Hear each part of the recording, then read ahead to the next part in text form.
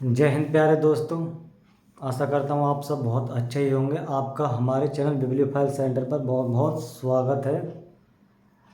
तो हम लोग क्या पढ़ रहे थे? डीएनए में क्या पढ़ रहे थे? जीन। डीएनए की चर्चा कर चुके थे, जीन पढ़ रहे थे। जीन का इंट्रोड्यूस करवा दिया था लेकिन कंप्लीट नहीं हुआ था, तो आज हम जीन से स्टार्ट करेंगे। जो भी आप देख रहे हो उससे क्या करें, आप लोग अपने दोस्तों मित्रों को शेयर कर दें और चैनल को क्या कर लें, सब्सक्राइब कर लें अगर वीडियो अच्छी लगे तब। तो अभी मैं शुरू करने जा रहा हूँ टाइम को बिना वेस्ट किए हुए। तो जीन वर्ड क्या है? जैसे क्या था, एक डीएनए था।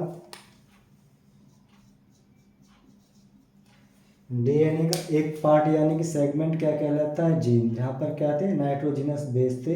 ए टी से जुड़ा हुआ था, सी जी से जुड़ा हुआ था, फिर टी ए से जुड़ा हुआ था। ठीक है जी। तो इससे क्या बोलेंगे? सेगमेंट को जीन कहेंगे। तो जीन के बारे में जान लेते हैं। तो जीन क्या है? Smallest unit of heredity. Heredity किसे कहते हैं? आनुवांशिकता। यानी आनुवांशिकता क्या होती है? ऐसा लक्षण जो पीढ़ी दर पीढ़ी चलता रहता है, आनुवांशिकता। ठीक है जी। और दूसरा क्या है ये बताते हैं? Segment of DNA. तो यहाँ पर क्या? Segment of DNA. तो क्या हो जाएगा? जीन। इसे डिस्कवर किसने किया था? ग्रेगर जॉन मेंडल ने 1866 में। किसमें? पी प्लांट में। पी प्लांट मतलब मटर के पौधे में। कब? 1866 में। उसके बाद इसे इंट्रोड्यूस किसने किए थे? विलियम वेटसन ने। कब? 1905 यानी कि 1905 में। दूसरा क्या है? Gene. Each cell contain about 30,000 gene. यानी कि एक सेल में कितने जीन होते हैं? लगभग 30,000 जीन उपस्थित रहते हैं, यानी कि प्रेजेंट रहते हैं। तो इतनी बात हो गई। नेक्स्ट क्या है? Each gene carries 2 copies of their genes. यानी कि हर एक सेल में जो जीन होता है अपनी कितनी कॉपी रखता है? 2 कॉपी रखता है। तो इसकी मैं हिंदी लिख दे रहा हूँ। ये ह्यूमन बॉडी की बात चल रही है। किसकी? Human body, human being. प्रत्येक जीन अपनी 2 कॉपी को क्या बोलते हैं? प्रतिलिपि बनाकर रखता है।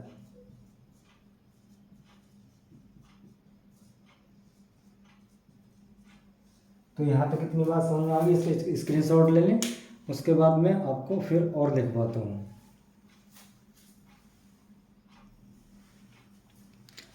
अभी क्या है? जीन के फंक्शन। तो फंक्शन मतलब कार्य, यानी क्या क्या काम करता है। तो पहला क्या हो जाएगा? Control of DNA and RNA. तो ये किससे कंट्रोल करके रखता है? डीएनए और आरएनए को। डीएनए किस मात्रा में बनना है, कितना बनना है, किस टाइप का बनना है। सेकंड क्या? सेम आरएनए के साथ है इसका। सेकंड क्या है? Hereditary information transfer from one generation to next generation. इसका मतलब क्या है? हेरिडिटरी का मतलब क्या बताया था? आनुवांशिक जो जानकारी है, यानी कि नॉलेज है, इंफॉर्मेशन है, वो ट्रांसफ़र का मतलब परिवहन करता है। कहाँ से? एक जनरेशन से आने वाली यानी अगली पीढ़ी तक। और थर्ड नंबर क्या? Control the morphology and phenotype of individual. इसका मतलब क्या होगा? जो मॉर्फोलॉजी है, मॉर्फोलॉजी का मतलब क्या होता है? बनावट। तो बनावट को कंट्रोल करता है। दूसरा क्या है? Phenotype of individual. और क्या कह सकते हैं? Phenotype of individual. अब फिनोटाइप होता क्या और जीनोटाइप क्या होता है उसके बारे में थोड़ा देख लेते हैं एक बार। ये क्या हो गया? जीनोटाइप। और सेकंड क्या है? फिनोटाइप।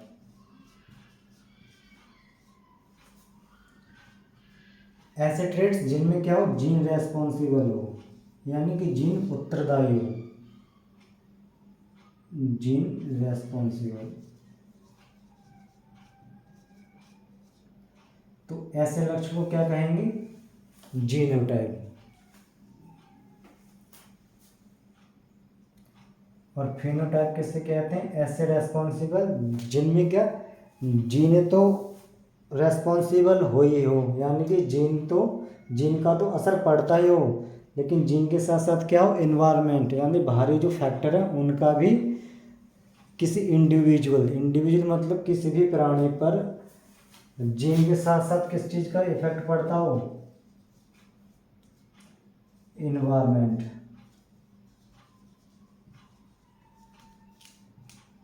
तो ऐसे लक्षणों को क्या बोलते हैं, phenotype, effect of gene and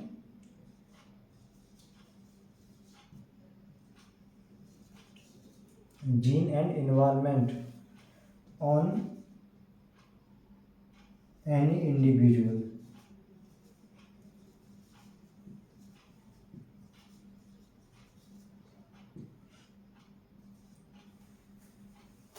इसमें क्या है, ओनली जीन रेस्पॉन्सिबल। अब इन दोनों के एग्जाम्पल क्या सोचेंगे, जैसे क्या कोई अफ्रीका का आदमी है तो वो कैसा होगा, अफ्रीकन ही होगा। दूसरा क्या, या फिर कोई अमेरिकन है, या फिर इंग्लैंड का, या फिर इंडियन है। तो यहाँ पर क्या है, दोनों के क्या है, दिखने में बिल्कुल कैसे होगा, अलग अलग होगा, ठीक है। और तो फिनोटाइप की बात क्या करते हैं, जैसे यहाँ पर भी अंग्रेज था, अफ्रीकन था, लेकिन वो क्या हो जाए, मान लो कोई अफ्रीकन था, पैदा अफ्रीका में हुआ हो, अब वो कहाँ पे रह रहा है, मान लो किसी ठंडी कंट्री में रह रहा हूँ, जैसे क्या इंग्लैंड को मान लेते हैं।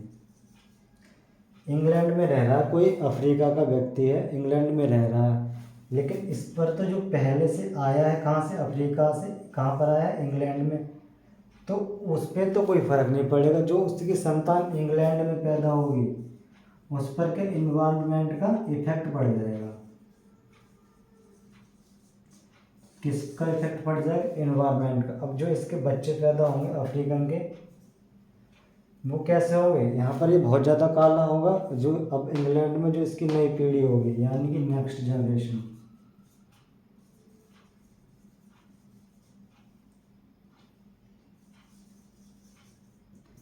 वो कैसे होगी, इसके तुलना में बहुत ज़्यादा इन्वायरमेंट का इफेक्ट होगा, यानी कि इतनी काली नहीं होगी जितने उसके पेरेंट थे, यानी कि माता पिता थे। तो इसे क्या बोलते हैं, फिनोटाइप कहते हैं। फिनोटाइप मतलब ऐसा लक्षण जो आपको पर्यावरण के प्रभाव से दिखाई दे, जीन में आपको नहीं दिखाई देगा। जैसे क्या, मान लो कोई इंग्लैंड का आदमी है, अब उसकी आई कलर कैसा है, ब्लू है, कैसा है, ब्लू है, तो उसका आई कलर यहाँ पर भी ब्लू दिखाई देगा। अब जब इन्वायरमेंट का इफेक्ट पड़ जाए तब भी कैसे दिखाई देगा, ब्लू ही दिखाई देगा। यानी कि यहाँ पर कोई भी बदलाव नहीं आया, किस पर, आँखों के कलर पर, तो उसे क्या बोलेंगे, जीनोटाइप। तो आई कलर क्या है, जीनोटाइप, और जो चेहरे का कलर है वो कैसा हो जाएगा, फिनोटाइप। कैसा हो जाएगा, या स्किन कलर, स्किन कलर कैसा हो जाएगा, फिनोटाइप। तो ये चीज़ मुझे लग रहा बहुत अच्छे से आप लोगों को समझ में आ गई होगी। तो नेक्स्ट देखते हैं, आगे चलते हैं।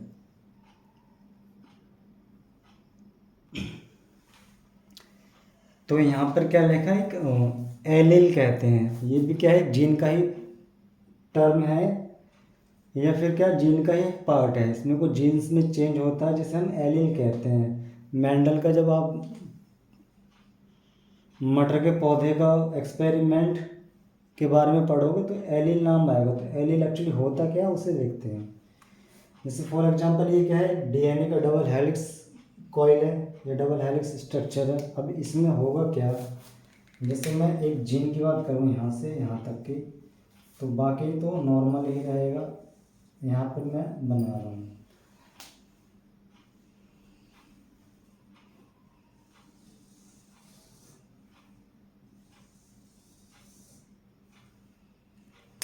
ठीक है जी।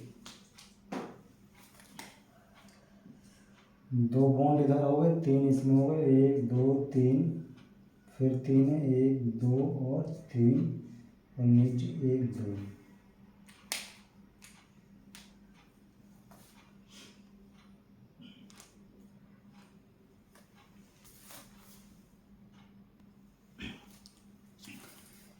तो जैसे क्या था, सी के साथ ट्रिपल बॉन्ड के साथ जी जोड़ता है, ए के साथ कौन जुड़ता है, टी यानी कि थायमिन, डीएनए की बात कर रहे हैं।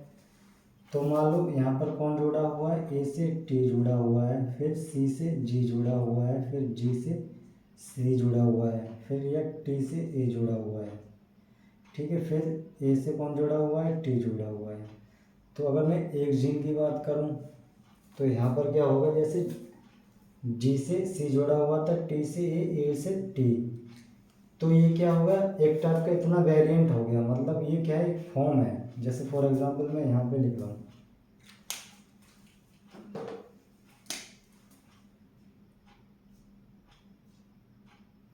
ये भी सेम रहने वाला, ये भी सेम रहने वाला, ये भी सेम रहने वाला। अब जैसे इसे तो कहते हैं म्यूटेशन, ये क्या है, एक अल्टरनेटिव का मीनिंग समझो पहले क्या होता है। 1 2 3 4 5 6 7 8, अल्टरनेटिव का मतलब क्या होता है, अगर कोई भी चीज़ है उसमें इक्वल गैप होना चाहिए, यानी कि बराबर का अंतर होना चाहिए। जैसे क्या, मैं 1 से 3 में जाऊँ तो कितने का अंतर है, 1 का। 3 से 5 में जाऊँ तो कितने का अंतर है, 1 का। 5 से 7 में जाऊँ तो कितने का अंतर है, 1 का। या 7 से कितने पर जाऊँ, 9 पर जाऊँ तो कितने का गैप मिलेगा आपको, 1 का। अब ये जरूरी नहीं कि 1 का ही गैप हो। जैसे मैं गया, सॉरी 1 से 4 गया तो कितने का गैप मिला, 2 और 3 कितने हो गए, 2 का गैप। मतलब क्या, मुझे गैप जो हो वो इक्वल हो। 4 से 7 गया तो दोनों में कितने का गैप है, 1 और 2, यहाँ पर भी 2 का गैप है। और 7 से जब 10 पे जाऊँगा तो कितना गैप हो जाएगा बीच में, 2 का गैप। यानी जो एक कोडिंग है उसके अंदर गैप कितने का होना चाहिए, इक्वल का होना चाहिए, ठीक है जी। तो वही है। अब यहाँ पर ये क्या है, ए से टी पर जाने पर कितने का गैप है, 1 2 3। यानी कि अगर सेम यही बात करूँ तो ए से टी में गया, कितने गैप है, 1 2 3, और चौथे नंबर पे क्या आ जाएगा, ए और टी हो जाएगा। ऐसे ए और टी, उससे पहले क्या है, टी ए है, फिर क्या है, जी सी है, फिर क्या है, सी जी है, ठीक है जी। तो कहने का सेंस क्या है, जो कोडिंग इसमें है वो कोडिंग इसमें है, तो ये तो हो गए एक जैसे, यानी कि एक समान। अभी क्या होगा, कोई और जीन होगा या ये डीएनए का कोई भी जीन होगा, उसमें हो सकता है यहाँ पर क्या हो, ए टी हो, वहाँ पर क्या हो जाएगा, टी ए, क्या हो जाएगा, टी ए, और यहाँ पर क्या आ जाएगा, टी ए।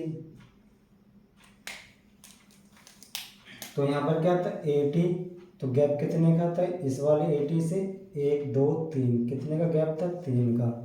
यहाँ पर भी क्या था, टी ए, और यहाँ पर भी क्या है, टी ए। बीच में क्या है, उससे फर्क पड़ नहीं रहा है, जो एक जैसी चीज़ है उनके बारे में गैप देखते हैं। यहाँ पर भी क्या है, 3 का गैप, लेकिन क्या है, यहाँ पर ए टी है, यहाँ पर टी ए, यहाँ पर ए टी है, यहाँ पर टी ए है, यहाँ पर टी है, यहाँ पर टी है, तो कितना गैप है दोनों में, टी और टी ए में, 2 का गैप है। यहाँ पर भी कितने का है, यहाँ पर टी नहीं है, हो सकता है नीचे, लेकिन ये क्या है, एलिल हो गए। अब ये अलग एलिल हो गया और ये क्या हो गया, एक अलग एलिल हो गया। तो एलिल एक्चुअली होता क्या है वो पता चल गई होगी। एलिल कुछ भी नहीं है, अल्टरनेटिव फॉर्म्स ऑफ जीएनए, यानी कि अल्टरनेटिव फॉर्म है किसकी, जीएनए की, ठीक है जी। जैसे एक जीएनए हो गया, एक जीएनए हो गया, तो ये क्या, ये particular variant of a gene. Variant का मतलब क्या होता है, फॉर्म या रूप।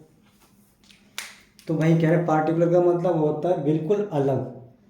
तो ऐसी जीन की फॉर्म जो बिल्कुल अलग हो, यानी कि दूसरी जीन की तरह ना हो, यानी कि हर जीन कैसा हो, अलग अलग हो। तो जो अलग अलग जीन होते हैं कोडिंग में, उन्हें क्या बोलते हैं, एलिल बोलते हैं। क्या बोलेंगे, एलिल। तो आई होप ये अच्छे से समझ में आ गया होगा कि एलिल होता क्या है। इसके बाद हम देखेंगे जीन म्यूटेशन क्या होता है, यानी कि जीन उत्परिवर्तन।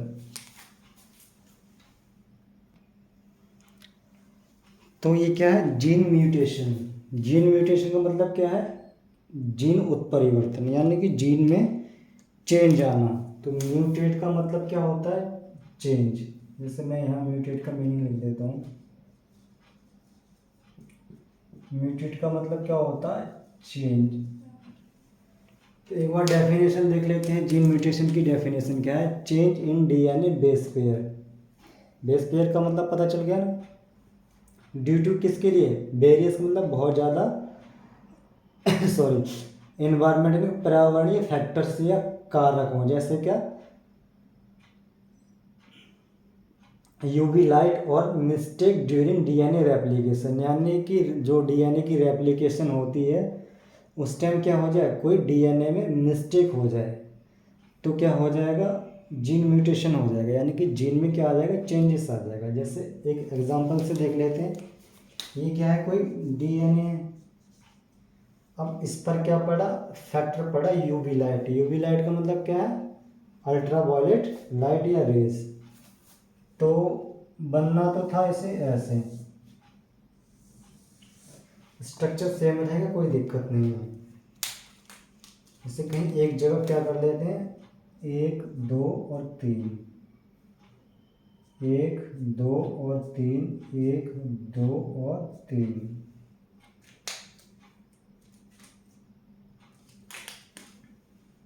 एक दो तीन, 1 2 और 3, 1 2 और 3। अभी जैसे क्या था, यहाँ पर क्या था? सी से ए लगा हुआ था, कोई दिक्कत नहीं। ए से टी लगा हुआ था और सी से जी लगा हुआ था, दिखाई दे रहा है ना इस वाले जीन में, इस वाले सेगमेंट में। अब यहाँ पर क्या लगा? जैसे फॉर एग्जांपल इधर क्या लगा हुआ है? सी से जी, तो क्या जुड़ गया? या तो इसका स्ट्रक्चर चेंज हो जाएगा, जैसे इसे ऐसे लगना था, कैसे लग गया? ऐसे लग गया। या फिर क्या हो जाएगा? जो जी के साथ सी लगना था वहाँ पर कौन लग गया? मान लो ए लग गया। ठीक है जी। अभी जो ऐसा लगना था वो कैसा हो गया? चेंज होकर ऐसा स्ट्रक्चर हो गया इसका, और यहाँ पर कौन था? ए। ठीक है। अब यहाँ पर हो सकता है कि टी के साथ ए लगना था, कुछ और लग गया। ठीक है। यहाँ पर कौन है? सी के साथ जी था, अभी जी तो सही है यहाँ पर, और यहाँ पर कौन लग गया? टी लग गया। कौन लग गया? टी। तो जो ये वेरिएशन आया, यानी कि जो ये डिफरेंट आया है जीन में, इसे क्या बोलते हैं? जीन म्यूटेशन कहते हैं। क्या हो गया यहाँ पर? जीन में चेंजेस आ गया। क्या आ गया? जीन में चेंजेस। अब यहाँ पर हो सकता है ए के साथ टी लगा हो, लेकिन कैसा लगा हो? अलग फॉर्म में लग गया हो, जैसे सिंपल लगना था वैसे नहीं लगा। तो इतने को क्या बोलते हैं? Gene mutation.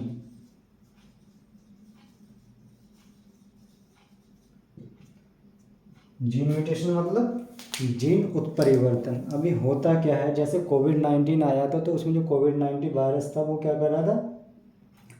जीन को बहुत जल्दी जल्दी म्यूटेट कर रहा था, जिससे हमें नहीं पता चल रहा था कि उसमें कौन से जीन हैं। अगर जीन पता चल जाती तो हो सकता था हम उसकी कोई जल्दी दवाई बना लेते, लेकिन वो अपनी फॉर्म चेंज कर रहा था बार बार, जिससे ये प्रॉब्लम हो रही। तो इसे क्या बोलते हैं? Gene mutation. जब आप करंट अफेयर पढ़ोगे बायो एंड टेक की, तो उसमें बहुत ज़्यादा रोल इम्पोर्टेंट प्ले करते हैं ऐसे वर्ड जैसे एलील, जीन म्यूटेशन, और अभी 2 4 वर्ड्स और लिखवाऊंगे जैसे जीनोटाइप, फिनोटाइप। ये सब क्या है? बायोटेक के ही वर्ड है। तो मुझे लगता है ये चीज़ समझ में आई होगी अब आपके। तो मैं अभी आगे पढ़ाता हूँ आपको।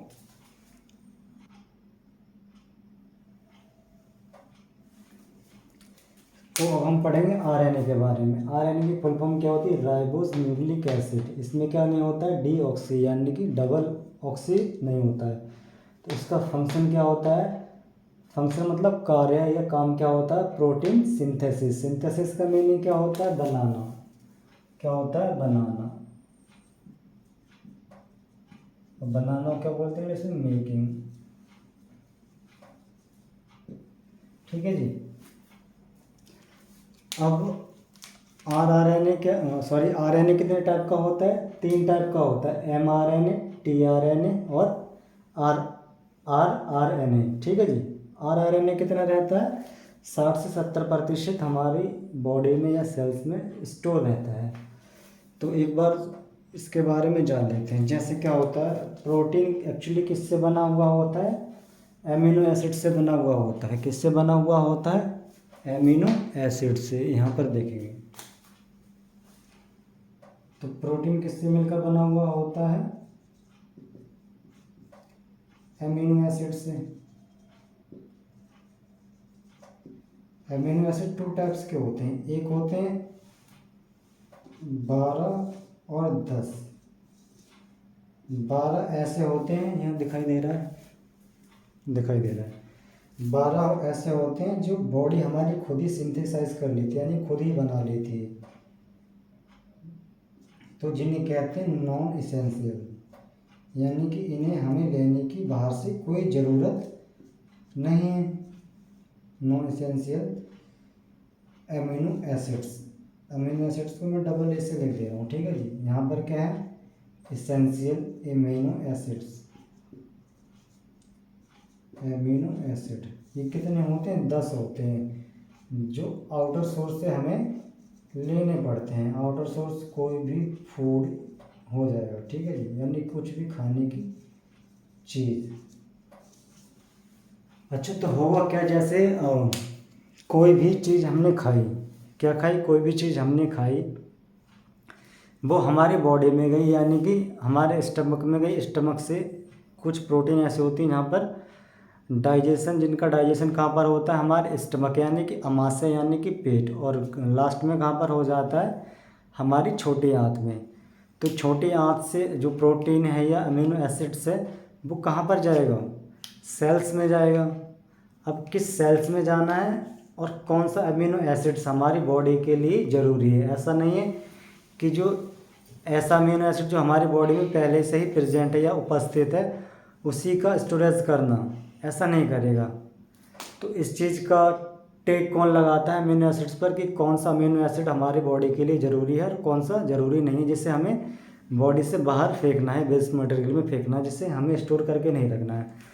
तो वो क्या करता है, mRNA करता है। कौन करता है, mRNA, यानी कि मैसेंजर है, ये मैसेज देता है किसे, tRNA को, कि जल्दी आ भाई, हमारी बॉडी में एक अमीनो एसिड्स आया है, उस पर आकर टैग लगा कि ये ज़रूरी है ना। जैसे कहीं पर भी हम सफाई करते हैं तो घर में काफ़ी पुराना कचरा निकलता है, कुछ काम की चीज़ें निकलती हैं जिन्हें हम उठा के साइड में रख देते हैं कि हमारी काम की चीज़ है, और जो वेस्ट होता है उसे फेंक देते हैं।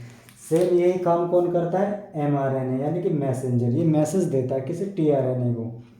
इसका काम केवल अमीनो एसिड्स पर टैग करना है, टैग लगाना है या उन्हें पहचानना है। क्या करना है, पहचानना। तो इसका काम क्या है, नॉर्मली आइडेंटिफाई, यानी कि पहचानना। किसे पहचानता है, अमीनो एसिड्स। कौन सा, अमीनो एसिड इसेंशियल, यानी कि 10 अमीनो एसिड्स को पहचान कर उनका नाम देता है, ठीक है। कौन, mRNA। तो वही लिखा है, आइडेंटिफाई और टैग इसेंशियल अमीनो एसिड्स, यानी कि प्रोटीन, ठीक है। तो ये तो हो गया mRNA। tRNA की बात करते हैं तो T से क्या है, ट्रांसफ़र।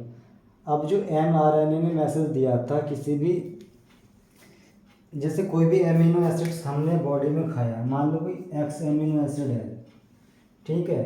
अभी अमीनो एसिड ही था और एक अमीनो एसिड ये था, 1 2 और तीसरा, ये हम तीनों अमीनो एसिड कहाँ गए, हमारी बॉडी में, लेकिन ये यहाँ पर दिखाई नहीं दे रहा, ऊपर लिखता हूँ मैं।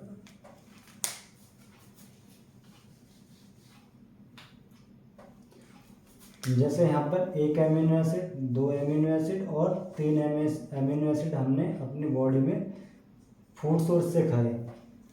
अब कौन सा RNA है और किस सेल तक पहुँचाना है, इसे कौन पहचानेगा, mRNA। जैसे पहले वाले का इसने टैग नाम दे दिया Y, इसका दे दिया X और इसका दे दिया A। तो ये जो नेमिंग करता है वो कौन करता है, mRNA। और इन नेमिंग अमीनो एसिड्स को उठा के जहाँ पर इनकी ज़रूरत होती है वहाँ कौन ले जाता है, tRNA। तो tRNA का मतलब क्या है, अमीनो एसिड्स को एक जगह से, या जो पहचाने हुए अमीनो एसिड्स हैं उन्हें एक जगह से जो जहाँ पर ज़रूरत है उस जगह ले जाने, उस सेल तक ले जाने का काम कौन करता है, tRNA। तो वही लिखा है, transfer of identified amino acids, ठीक है जी। तो इतनी बात हो गई। अब ये कहाँ पर चले जाएगा, डाइजेस्ट होकर कहाँ चला जाएगा, या तो हमारी बॉडी में क्या हो जाएगा, स्टोरेज हो जाएगा। स्टोरेज किस फॉर्म में रहता है, rRNA, कहाँ पे 60 से 70% इसी फॉर्म में ये स्टोरेज रहता है, राइबोसोम की फॉर्म में। राइबोसोम भी क्या होता है, एक प्रोटीन की कच्ची फॉर्म होती है, ठीक है। क्या होती है, कच्ची फॉर्म। ठीक है, जैसे क्या है, आलू पड़े हैं हमारे पास, तो आलू क्या है, एक सब्जी की कच्ची फॉर्म है, तो यह कच्चा आलू पड़ा है, अगर इसकी सब्जी बनानी है तो क्या बन जाएगा, प्रोटीन। तो ये चीज़ समझ में आ गई। तो RNA क्या है, राइबोसोमल RNA है जो कच्ची फॉर्म में रहता है प्रोटीन की। जब यही कच्ची फॉर्म पक जाती है तो उसे क्या बोल देते हैं, प्रोटीन कह देते हैं। इतना सा क्या था, ये था। मुझे लगता है बहुत अच्छे समझ में आया होगा आपको। ठीक है जी। अब कुछ प्रोसेस समझ लेते हैं। एक तो हो गया ये थोड़ा RNA 3 टाइप का मिला के हो गया। ठीक है जी। अब क्या हो गया, DNA से जो RNA बनता है इससे क्या बोलते हैं,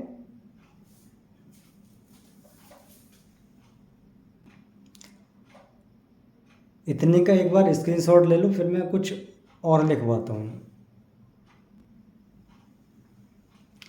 अभी जो mRNA है, tRNA और RNA है, इसको एक फॉर्म में लिख दूँ RNA को, कोई दिक्कत थोड़ी नहीं है। मैंने इसे किसी भी फॉर्म में लिख दिया RNA। अब ये पूरा क्या हो गया, RNA। तो जो RNA से क्या बन रहा है, DNA से RNA बन रहा है, इसे क्या बोलेंगे,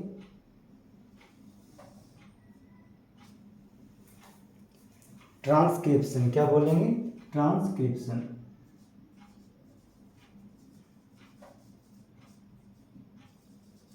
हिंदी में भी ट्रांसक्रिप्शन ही बोलते हैं इसे, है ना। एक बार देख लेता हूँ मैं, दिखाई दे रहा है या नहीं, थोड़ा कट रहा है यहाँ पर। 1 मिनट में से थोड़ा नीचे करता हूँ।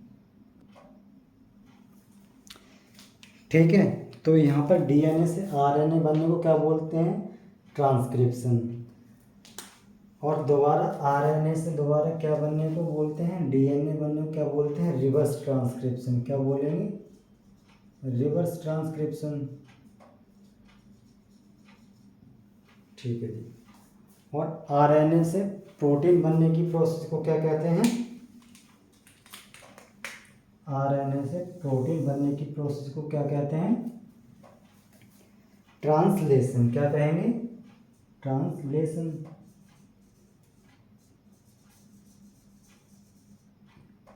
ठीक है जी। लेकिन प्रोटीन से दोबारा RNA नहीं बनता है, इसलिए रिवर्स ट्रांसलेशन नहीं होगा, रिवर्स ट्रांसक्रिप्शन होता है। ठीक है जी। अभी क्या होता है, DNA से ही दोबारा DNA बन जाता है। क्या बन जाता है, DNA से दोबारा क्या बन जाता है, DNA। या DNA खुद की कॉपी बनाता है। तो जो खुद की कॉपी बनाता है DNA, तो उसे क्या बोलते हैं, रेप्लिकेशन। क्या बोलेंगे, रेप्लिकेशन।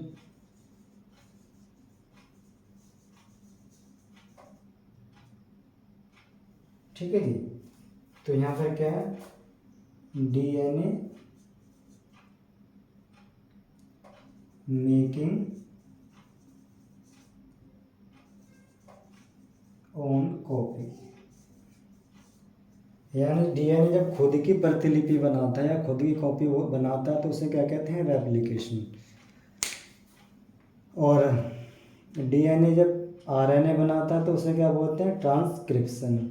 और RNA से जो दोबारा DNA बनता है तो उसे क्या कहते हैं, रिवर्स ट्रांसक्रिप्शन। रिवर्स का मतलब क्या होता है, वापस उसी चीज़ पर चलना। और RNA से प्रोटीन बनता है तो उसे क्या कहते हैं, ट्रांसलेशन। प्रोटीन से RNA दोबारा बनता नहीं है तो उसे क्या बोलेंगे, कुछ भी नहीं बोलेंगे, क्योंकि जब बनता ही नहीं है। ठीक है, तो इतनी चीज़ समझ में आ गई। या फिर कभी कभी कैसे आ जाता है, जैसे DNA से mRNA बना है तो ये क्या हो जाएगा, ट्रांसक्रिप्शन।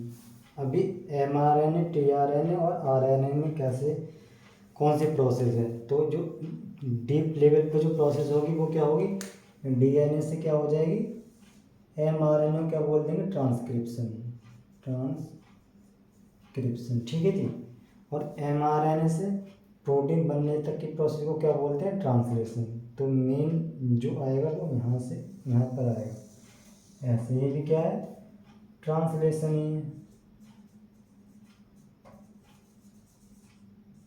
ऐसी सीरीज कहाँ पूछ लेते हैं, UPSC या फिर CDS, इन थोड़े है ना जो हायर लेवल के एग्ज़ाम है उनमें पूछ लेता है ये वाला पैटर्न। तो मुझे लगता है ये चीज़ समझ में आ गई होगी। अब इसे मिटा के मैं एक बार डायग्राम से समझाऊंगा, ठीक है। तो एक बार चाहे तो आप इसका स्क्रीनशॉट ले लो, पूरा दिखाई दे रहा है, कोई दिक्कत नहीं है।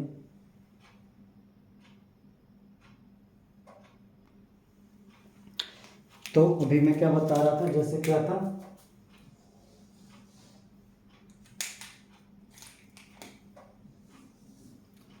ये था हमारा डीएनए का मॉडल था। ये मैं पूरा नहीं बना के केवल इतनी कॉइल बना रहा हूँ। दिखाई दे रहा है यहाँ तक? वेरी गुड, दिखाई दे रहा है। अब क्या होगा, ये आपस में क्या नहीं होंगी, फ्यूज नहीं होंगे, तो ऐसे अलग अलग जाती चली जाएंगी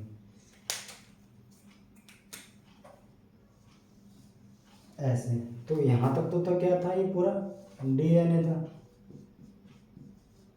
ठीक है। और यहाँ पर क्या हो जाएगा, जो अलग अलग हुआ है इससे क्या बोलेंगे, आरएनए। तो ये चीज़ समझ में आ गई, ठीक है। तो यहाँ पर क्या था, ए था, और इसमें ए से कौन जुड़ा हुआ था, थायमिन यानी कि टी। और यहाँ पर ए से क्या जुड़ जाएगा, यूरेसिल। क्या जुड़ जाएगा, ए के साथ डबल बॉन्ड के साथ यूरेसिल, एडेनिन, एडेनाइन या एडेनिन, ठीक है। कौन जुड़ जाएगा, यूरेसिल डबल बॉन्ड के साथ। तो ए यू के साथ जुड़ जाएगा डबल बॉन्ड के, और गुआनिन और साइटोसिन सेम पोजीशन में या सेम बॉन्ड के साथ रहेंगे, हाइड्रोजन बॉन्ड इनमें एक्चुअली होता नहीं, ये ऐसे जुड़ते भी नहीं हैं। जैसे यहाँ पर ये अलग अलग है, तो यहाँ पर कौन आ जाएगा, यू, और यहाँ पर कौन आ जाएगा, ए। मान लो यहाँ पर जी है, तो यहाँ पर कौन आ जाएगा, सी। ऐसे इनका रहता है, यहाँ पर सी आ जाएगा तो यहाँ पर कौन आ जाएगा, जी।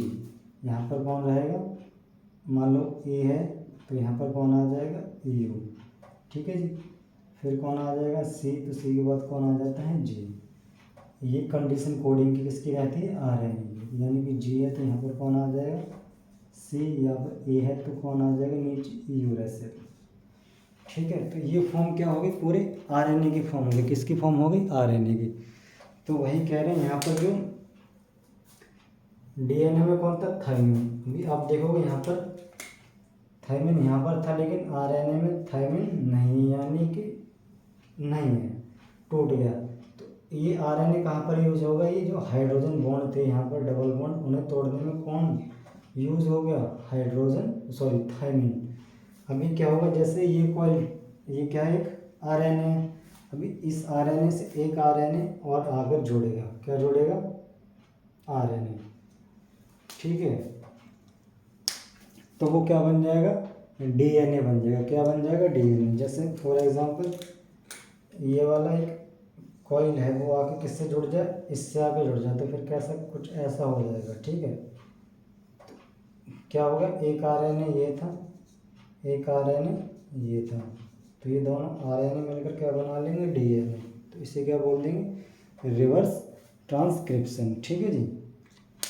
तो वही बताया था जो मैंने पिछले स्ट्रक्चर में बताया था आपको, क्या बोल देंगे उसे, आरएनए से दोबारा डीएनए बनाने की रिवर्स ट्रांसक्रिप्शन, ठीक है जी। और अब इन एमिनो एसिड से क्या बन जाएगा, प्रोटीन बन जाएगा आगे जाकर। जैसे इससे आगे चिपट ये जुड़ गया, अब इनसे क्या बन जाएगा, अगर इनसे जाकर आरएनए से क्या बन जाता है, प्रोटीन। सॉरी, एक मिनट, नहीं दिखाई दे रहा है।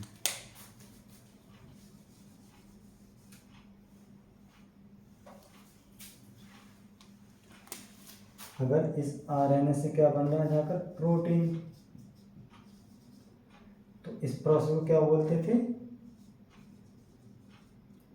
ट्रांसलेशन, ठीक है। वही समझाया था मैंने आपको एक चार्ट टाइप में। तो इसे क्या बोलते हैं, ट्रांसलेशन। और डीएनए से जो आरएनए बना है, यानी कि यहाँ से जो यहाँ तक प्रोसेस आई थी, उसे क्या बोलते थे, ट्रांसक्रिप्शन।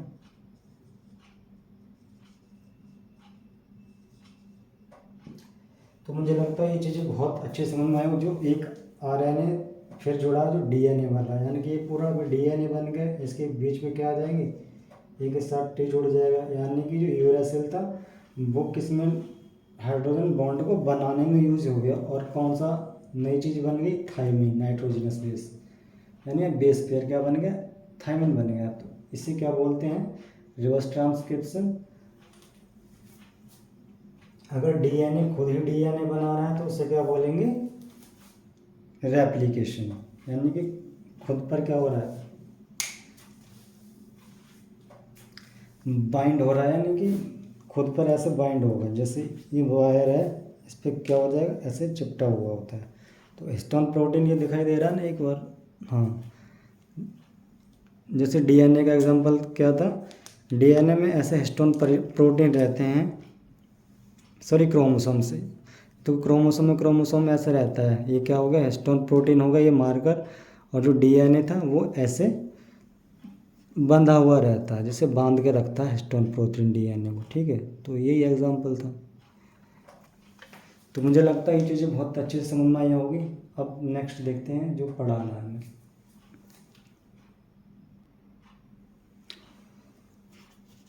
तो नेक्स्ट क्या पढ़ेंगे हम, क्रोमोसोम। एक्चुअली जीन से पहले पढ़ाना था तो स्किप हो गया था, तो अभी पढ़ा रहा हूँ, है ना। अगर आपने नोट्स बना लिए तो कोई दिक्कत नहीं, बाद में पढ़ेंगे तब भी कोई दिक्कत नहीं है। तो मैं ऐसे बता सकता हूँ कि काफ़ी सारे जीन मिलकर क्या बनाते हैं, क्रोमोसोम्स, ठीक है। तो पहली बात जो अभी बताया था मैंने कि क्रोमोसोम किससे मिलकर बना हुआ होता है, डीएनए और हिस्टोन प्रोटीन। जैसे फॉर एग्जांपल ये मार्कर का एग्जांपल लिया था मैंने, ये क्या हो गया, हिस्टोन प्रोटीन, और इसके ऊपर क्या लिपटा हुआ है, ऐसे डीएनए लिपटा हुआ रहता है, ठीक है। पहली बात ये समझ में आ गई। दूसरी बात ये क्या, थ्रेड लाइक स्ट्रक्चर है। तो ये कैसा है, थ्रेड लाइक स्ट्रक्चर है, डीएनए थ्रेड लाइक स्ट्रक्चर है, लेकिन इसमें इसे भी थ्रेड ही बांधते हैं। दूसरा क्या है, जो क्रोमोसोम्स हैं वो कब दिखाई देते हैं, appear only during cell division, यानी कि जब सेल डिवीजन होता है तभी दिखाई देते हैं। तो सेल डिवीजन होता क्या है वो अभी मैं आपको बता देता हूँ, डिटेल में बाद में पढ़ेंगे। अच्छा, डिस्कवर किसने किया था इसे, बेल्दर है, वेदर नहीं, ठीक है, क्या है, बेल्दर।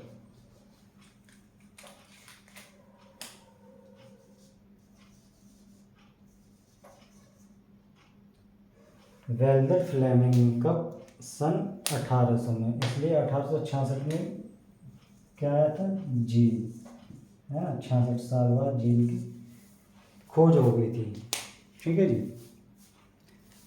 तो हाँ, मैं कह रहा था कि सेल डिवीजन होता क्या है। जैसे फॉर एग्जांपल मेरे कहीं पर भी चोट लगी, यहाँ पर घाव हो गया, घाव भरने में क्या, सेल डिवीजन एक प्रोसेस होगी जो किस में होती है, सोमैटिक सेल्स में होती है। यानी कि जो मेरी पूरी बॉडी की सेल है वो कैसे हैं, सोमैटिक सेल्स यानी कि दैहिक सेल्स हैं, ठीक है। केवल किन्हें छोड़कर, केवल जो प्रजनन सेल्स हैं, यानी कि टेस्टिस में जो स्पर्म है, और जो लेडीज में कौन होती हैं, ओवम, उन्हें छोड़कर बाकी पूरी बॉडी किससे बनी हुई है, सोमैटिक सेल्स से, ठीक है जी।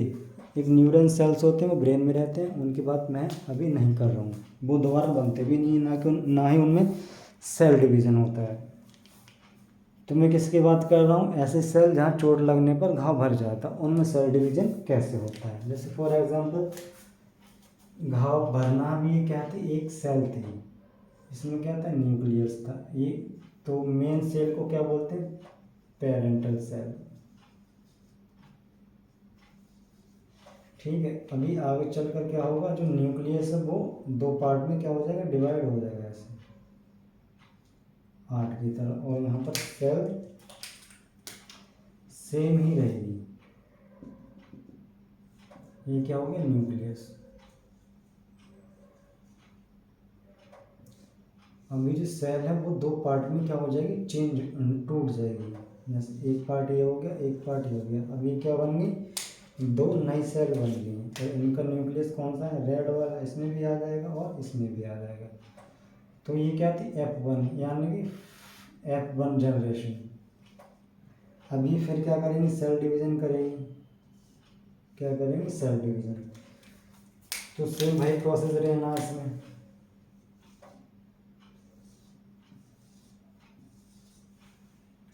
दिखाई दे रहा है यहाँ से, सॉरी एक मिनट, ठीक है। और फिर से इनका न्यूक्लियस कैसे बढ़ने लग जाएगा, ये 8 की तरह ऐसे।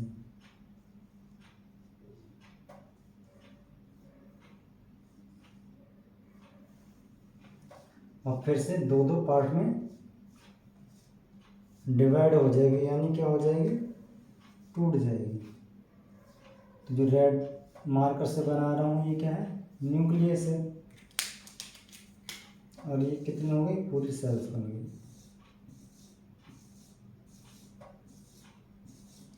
तो यानी कि और जो 8 बनी इन्हें क्या बोलेंगे, डॉटर सेल।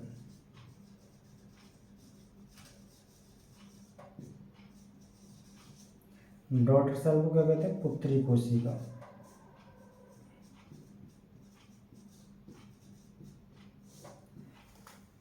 और पेरेंटल सेल क्या बोलते हैं, मतलब माता पिता की सेल ही कहते हैं। मैं हिंदी भूल गया थोड़ा। ठीक है, तो ये क्या है, F2 जनरेशन, यानी कि दूसरी पीढ़ी में ऐसे जनरेशन बन रहे हैं। दूसरी पीढ़ी का सेंस मतलब दोबारा जब डिवीजन करेंगे तो कितनी, एक सेल से कितनी सेल बन गई, 1 2 3 4 5 6 7 8। ठीक है, तो इसी को क्या बोलते हैं, इस प्रोसेस को सेल डिवीजन कहते हैं। इसमें मियोसिस, माइटोसिस, ये सब चीज़ें होती हैं। मियोसिस तो नहीं होगी, मियोसिस किस में होगी, गैमेट सेल्स में होती है। इसमें माइटोसिस होगी। ठीक है जी। तो अभी आप इसका स्क्रीनशॉट ले लो, फिर आगे और कुछ चीज़ें बताता हूँ मैं। तो अभी क्या है, ये क्या है, ह्यूमन बॉडी में जो क्रोमोसोम्स हैं उनकी बात कर रहे हैं हम लोग। ठीक है, तो ऑटोसोम्स किसे कहते हैं, common in male and female, यानी कि पुरुष और महिला में सभी क्रोमोसोम एक जैसे ही मिलेंगे। ठीक है, उन्हें क्या बोलते हैं, ऑटोसोम्स कहते हैं। क्या बोलेंगे, ऑटोसोम। और हिंदी में से क्या बोलते हैं, दैहिक।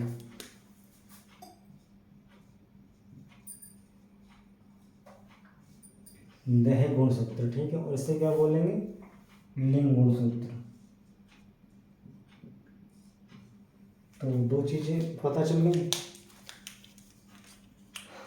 जैसे क्या है, मेरी बॉडी है, क्या है, मेरी बॉडी है सेम, ऐसी ही बॉडी किसकी रहने वाली है, फीमेल की रहने वाली है।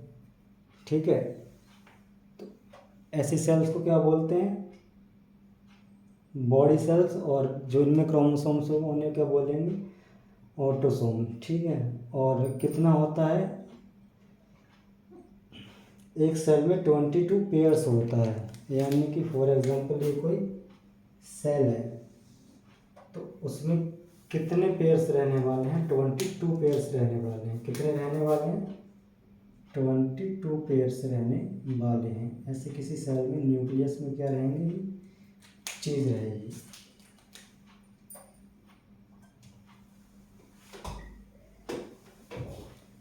तो कितना होंगे, 22 पेयर, यानी कि 44। 22 पेयर्स कितने हो जाएंगे, 44। ये चीज़ क्लियर हो गई। और इन्हें क्या बोलते हैं, ऑल्सो कॉल्ड बॉडी क्रोमोसोम है। और इन्हें क्या बोलते हैं, दैहिक क्रोमोसोम बोलते हैं, जो पहले लिखवा चुका हूँ मैं। दूसरा क्या है, एलोसोम को क्या बोलते हैं, लिंग गुणसूत्र। डिफर का मतलब होगा different in male and female, यानी कि मेल और फीमेल में कैसे मिलेंगे, अलग अलग मिलेंगे। इसलिए अच्छे ये किस में मिलते हैं, गैमेट फॉर्म में मिलते हैं, यानी कि गैमेट में ही देखने को मिलेंगे। तो इसलिए इन्हें क्या बोलते हैं, gamete chromosome. Only one pair separate body, यानी कि अलग अलग बॉडी में एक एक पेयर मिलेगा। तो ये तो चीज़ यहीं ख़त्म हो जा रही है। अब इसके बारे में पढ़ते हैं नेक्स्ट, एलोसोम के बारे में। तो अगर जगह बचती है देख लेता हूँ मैं एक बार। ठीक है, इतने में काम चल जाएगा हमारा। तो मैं एक बार इसे मिटा देता हूँ, आप स्क्रीनशॉट ले लो। जैसे एलोसोम की बात करें, ठीक है, तो मेल और फीमेल। मेल का सिंबल ये होता है क्रॉस वाला, और नीचे अगर एरो है तो वो क्या हो जाता है, फीमेल। तो मेल की बात करें तो मेल में कौन कौन कौन से क्रोमोसोम होते हैं, और फीमेल में कौन से क्रोमोसोम होते हैं। इसमें होता है XX, जिसे क्या बोलते हैं, ओवम।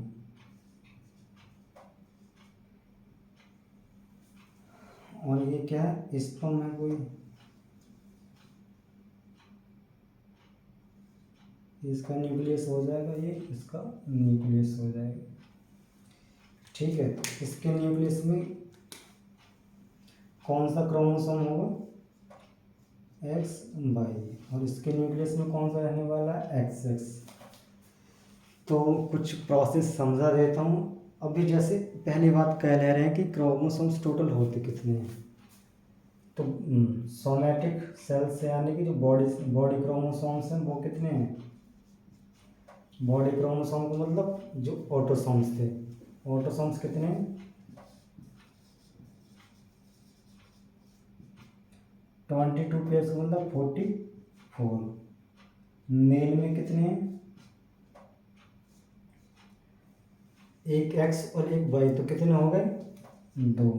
यानी कि किसी पुरुष या महिला में कितने होते, ये मैं बात कर रहा हूँ मेल की, तो मेल में कैसे हो गए 46 ऐसे हो गए। ठीक है, मेल में कौन से हैं एक्स और वाई।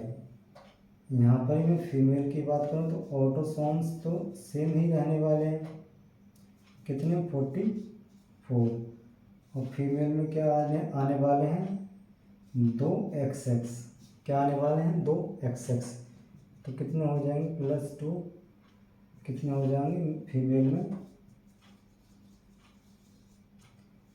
46, तो अलग अलग कितने होते हैं 46।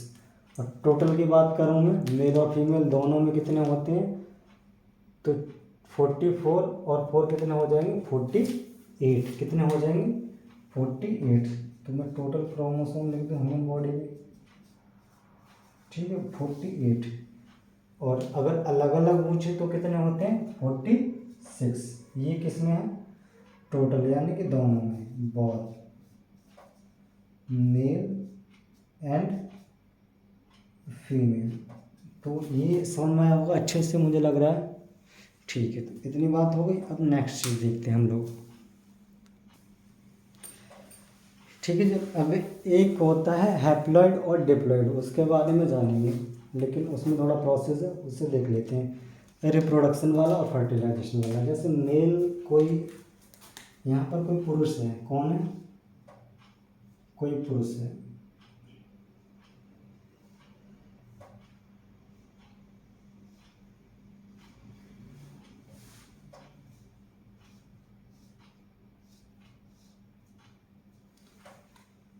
ठीक है, ये कोई मान लो कोई सोनू नाम का आदमी है,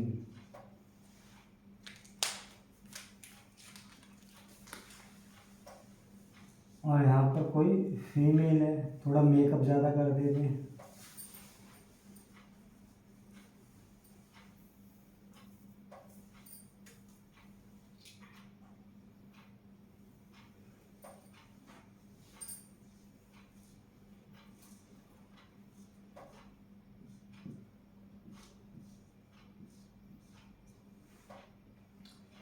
ये कौन है फीमेल है, इधर कौन है मेल, या कोई भी लड़की का नाम ले लेते हैं।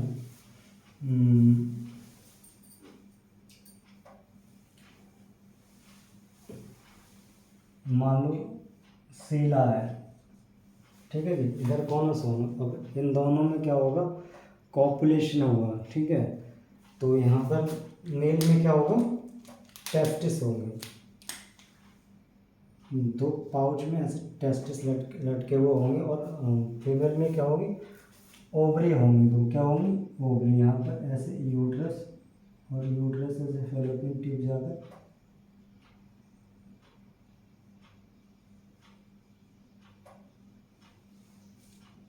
ठीक है, ये क्या होगी सर 2 ओवरी हो गई,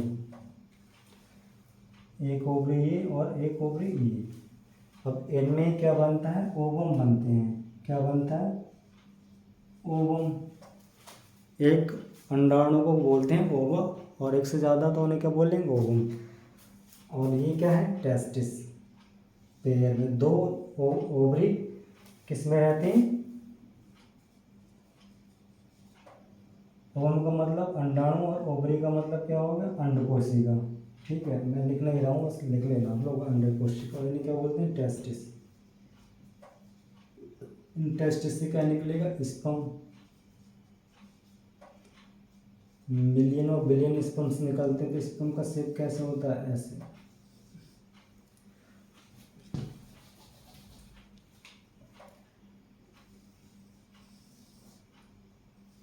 तो ये स्पर्म गया खुशी खुशी कहाँ पर वेजाइना के थ्रू यहाँ पर फैलोपियन ट्यूब में यहाँ पर क्या होगा, एक ओवम होगा। जैसे फॉर एग्जांपल मैं थोड़ा इसे बड़ा करके बनाता हूँ, यहाँ पर बना ले रहा हूँ, काफ़ी जगह है।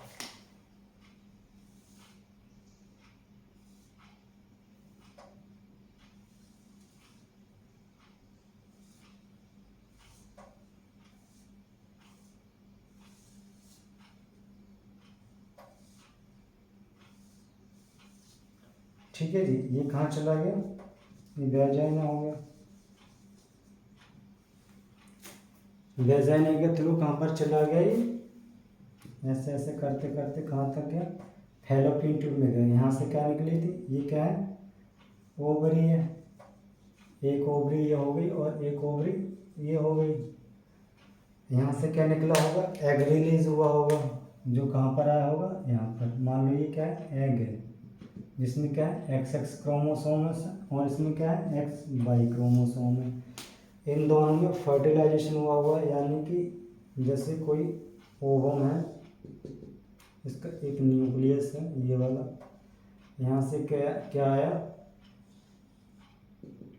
स्पर्म आया, ये इसमें क्या हो गया, फ्यूज हो गया, यानी कि जुड़ गया या पेनिट्रेट कर दिया। तो एक न्यूक्लियस तो इसका होगा, जैसे N बोलेंगे, एक न्यूक्लियस इसका होगा। ठीक है, तो जिनके पास सिंगल न्यूक्लियस होता है उन्हें क्या बोलते हैं, हैप्लॉइड सेल बोलते हैं। क्या बोलते हैं, हैप्लॉइड सेल।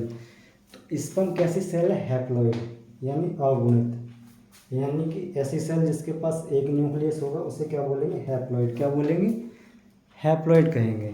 तो मैं यहाँ पर लिख दे रहा हूँ एक बार,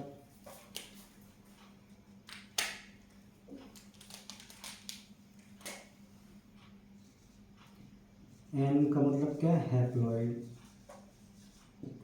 और हैप्लॉइड का मतलब क्या है, सिंगल न्यूक्लियस।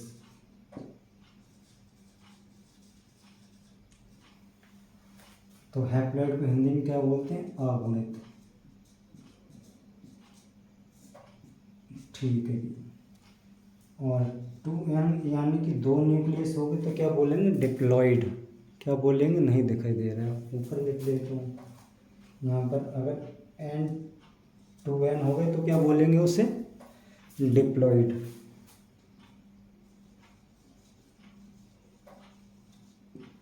डिप्लॉइड का मतलब क्या हो गया, 2 न्यूक्लियस। ऐसी कोई भी सेल जिसके पास क्या हो, 2 न्यूक्लियस, तो डिप्लॉइड को क्या बोलते हैं, द्विगुणित।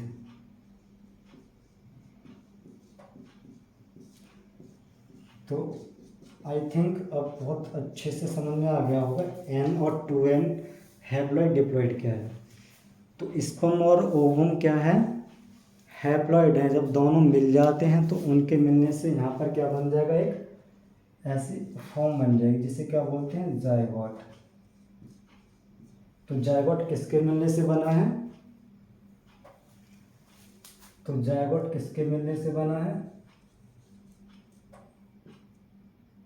स्पर्म एंड ओवा। ओवा वर्ड अपने आप में क्या है, सिंगुलर है। ओवम क्या होते हैं, प्लूरल। ठीक है, सिंगुलर, यानी कि एक स्पर्म और एक ओवा मिलकर क्या बनाते हैं, फर्टिलाइजेशन के बाद जायगोट। फर्टिलाइजेशन किसे कहते हैं, जैसे कि स्पर्म और ओवम जब मिलेंगे मिलने के बाद दोनों का न्यूक्लियस क्या हो जाएगा, फ्यूज हो जाएगा। फ्यूज होने का मतलब जैसे क्या है, एक न्यूक्लियस ये था, एक न्यूक्लियस ये था, अब ये दोनों क्या हो गए, आपस में फ्यूज हो गया, यानी कि जुड़ने लग गए। तो यहाँ से जो इसकी आउटर मेम्ब्रेन है वो क्या हो जाएगी, डिक्रीज हो जाएगी। क्या हो जाएगी, डिक्रीज हो जाएगी ऐसे, और एक न्यूक्लियस ऐसे जुड़ जाएगा और बाद में कैसा बन जाएगा, सिंगल सेल बन जाएगा ऐसे।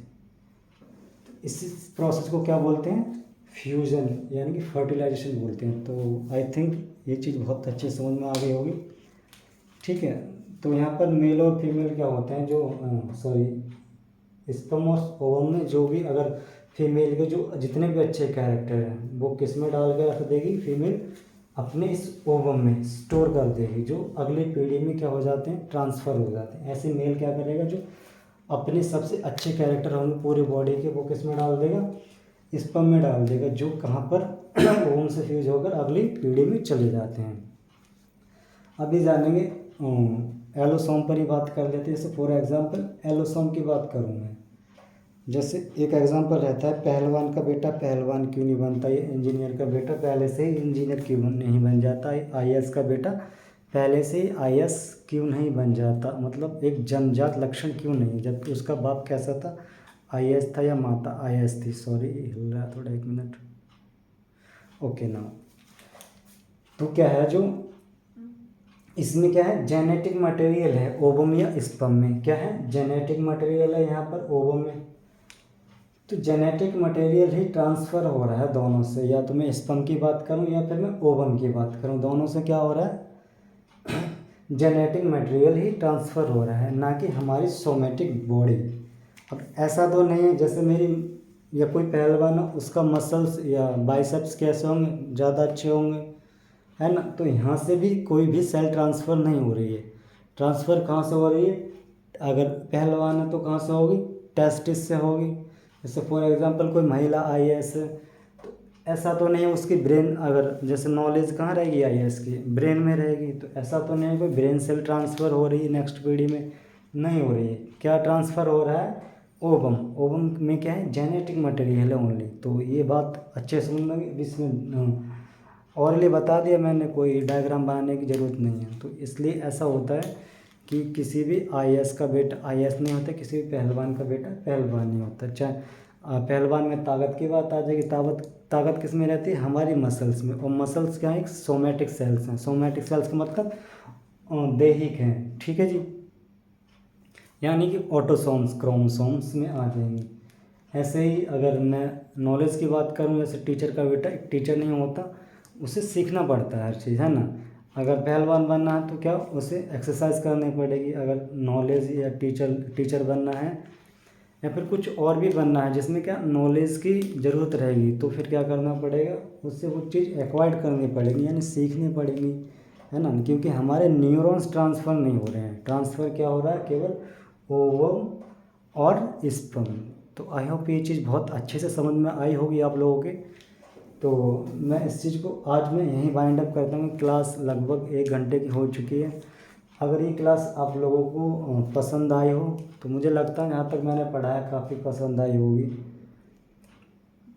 तो इसे आप लाइक करें, शेयर करें, और हमारे चैनल को क्या कर लें, सब्सक्राइब कर लें।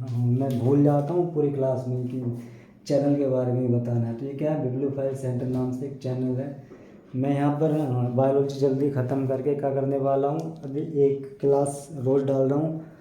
हो सकता है आने वाले दिनों में एक दिन में 2-2 क्लास डालूँ, ठीक है। तो अभी तो क्या नेट का प्रॉब्लम है, नेट इतना नहीं रहता है, तो हो सकता है मैं एक दिन में 2-2 क्लास डालूँ। फिर उसके बाद मैं केमिस्ट्री पढ़ाऊँगा, फिर फिजिक्स पढ़ाऊँगा, है ना। वो भी क्या केवल रेलवे ग्रुप डी के पर्पज़ से नहीं पढ़ाने वाला हूँ। साइंस ऐसे पढ़ाऊँगा कि एक बार में ही आपको बार बार दोबारा पढ़ने की ज़रूरत नहीं पड़ेगी, एक बार में सफिशिएंट हो जाएगा, है ना। ऐसे कोई नया क्वेश्चन बन जाता तो वो एक अलग बात रहेगी, लेकिन जो रिपीटेड क्वेश्चन है या डीप क्वेश्चन है वो मैं सब यहाँ पर करवाने वाला हूँ। तो आप मेरे साथ बने रहें, अपना प्यार दें। थैंक यू, जय हिंद, बाय बाय।